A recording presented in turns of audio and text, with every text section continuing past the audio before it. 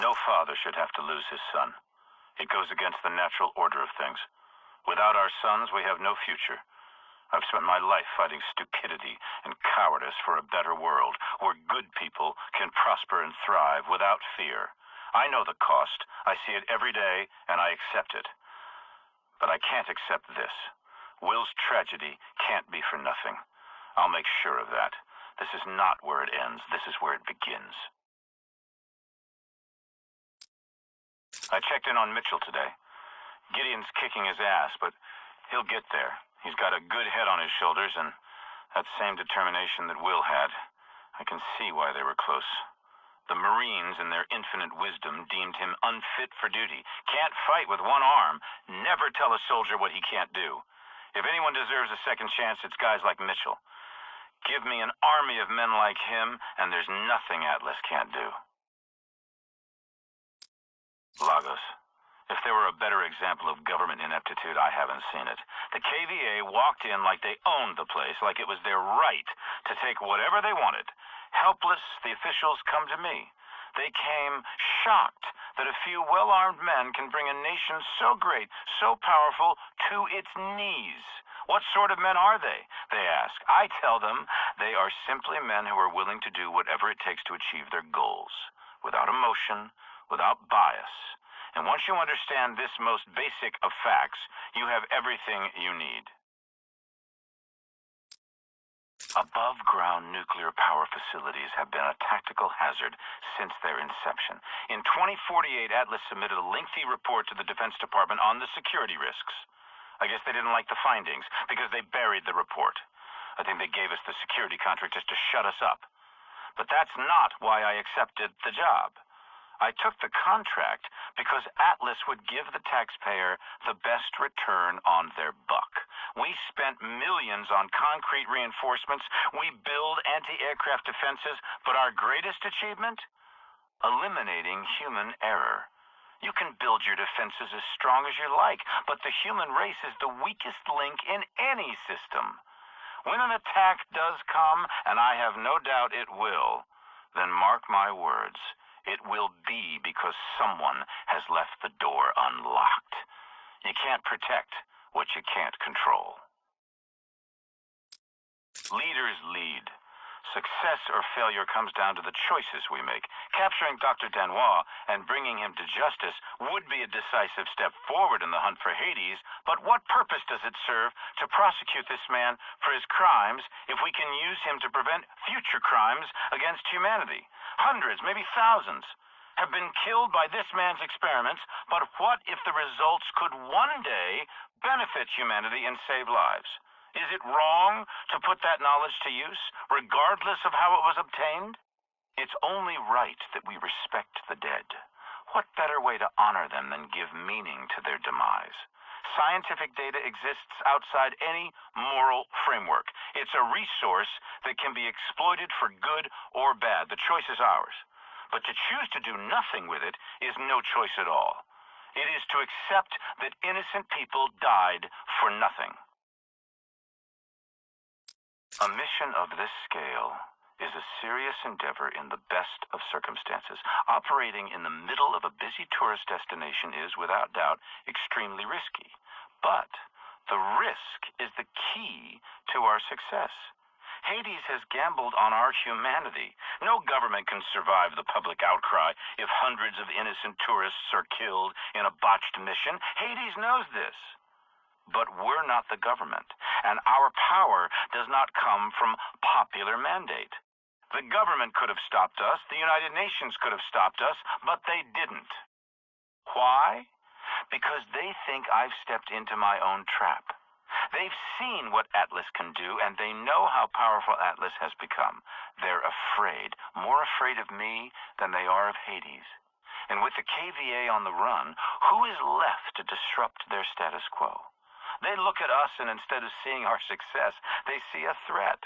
Someone too powerful to control, too powerful to stop. And so they've gambled on our failure and their right to be afraid. Failure is not an option for us. As long as we deliver Hades' head on a stick, no one will want to stop us. They'll want to follow us. If If you want to sell people on your vision, show them. They call this part of the world the cradle of civilization. For 10,000 years, it was the center of trade and culture, home to kings, caliphates, despots, and dictators. The first images of war I ever saw came from this place. 2 wars in 2 decades with nothing much to show for it. I saw how wars quickly became quagmires, if not prosecuted effectively. If ever there was somewhere that represented the utter failure of governance, Baghdad was it. While our leaders left this place to its fate, I took this as an opportunity to seize our destiny. 50 years of rot, and we rebuild it in 5. Now, New Baghdad is more than just a thriving city. It's a symbol of what's to come.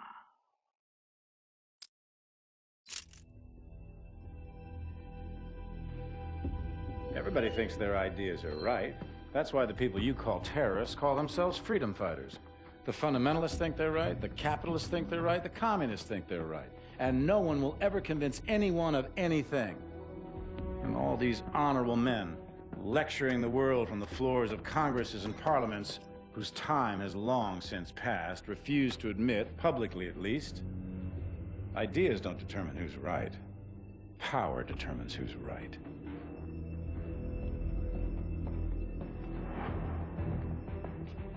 And I have the power, so I'm right.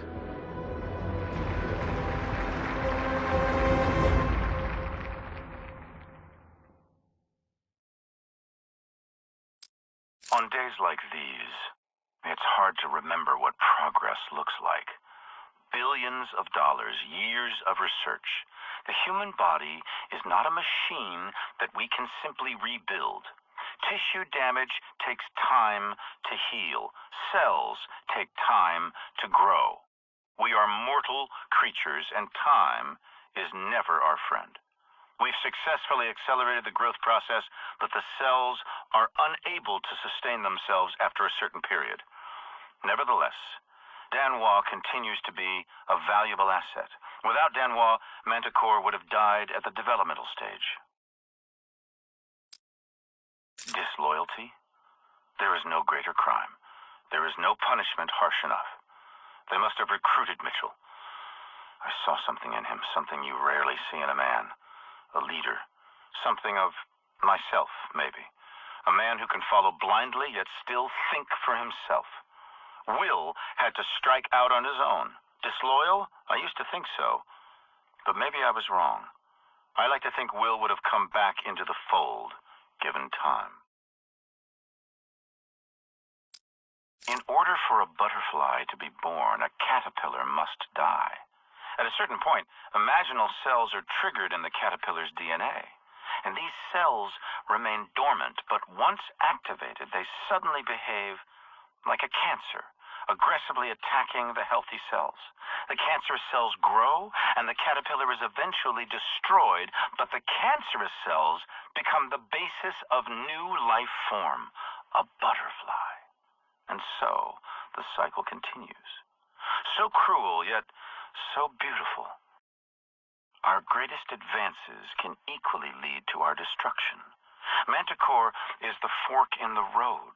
One path leads to death, a weapon more powerful than anything before it, and the other to life, the regeneration of human cells, the conquest of death itself, immortality. You can turn anything into a weapon. It just takes imagination. Some of the most successful military campaigns succeeded simply because no one ever imagined it was possible. If you're planning to take out the most powerful naval force on the planet, forget about doing it in the open water. Strike from the depths of the ocean, or strike before it's even had a chance to leave port. By collapsing the bridge on the fleet, I will accomplish 2 things. The first is strategic, disabling the U.S. Third Fleet. The second, symbolic. For a century, the Golden Gate Bridge has stood for U.S. technological innovation and might. Destroy a powerful symbol of strength and you turn it into an even more powerful symbol of weakness.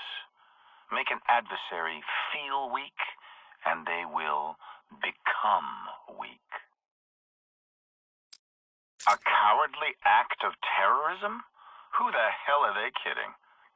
I went up against the largest naval fleet to ever sail the oceans with a small company of highly skilled and highly motivated special operatives, and won.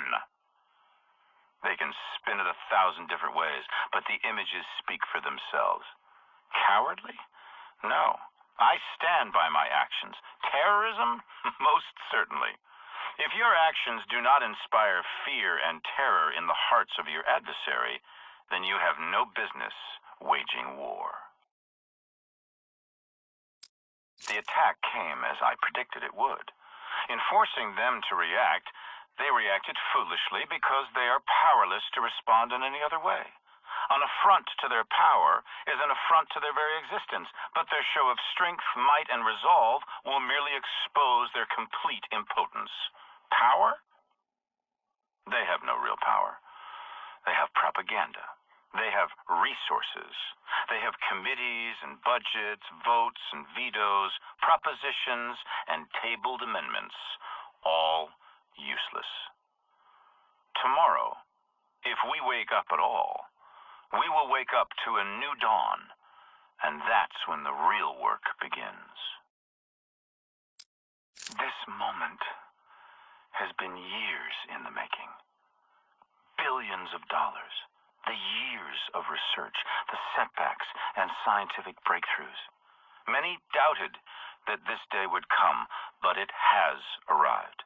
The genie is out of the bottle. Manticore exceeded all expectations and performed beautifully. Even now, having seen it with my own eyes, it feels like a miracle. I walked completely untouched as hundreds of enemy combatants lay dying all around me, struck down on the battlefield where they fought. Every man has a unique DNA, a code that is his and his alone, just as each man's destiny is his and his alone. Whoever controls Manticore controls that destiny of mankind. Nothing and nobody can stand in our way. The enemy is at our gate, but we will never let them win. What I've started will continue, whether I'm here to see it or not. I'm merely an agent for change, guiding us toward our shared destiny. Our children will live to see the end of terror, of famine, of oppression, and brutality.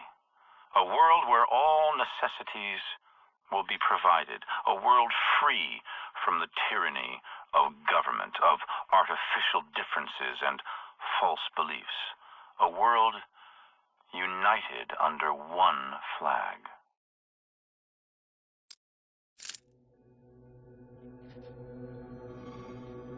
Democracy?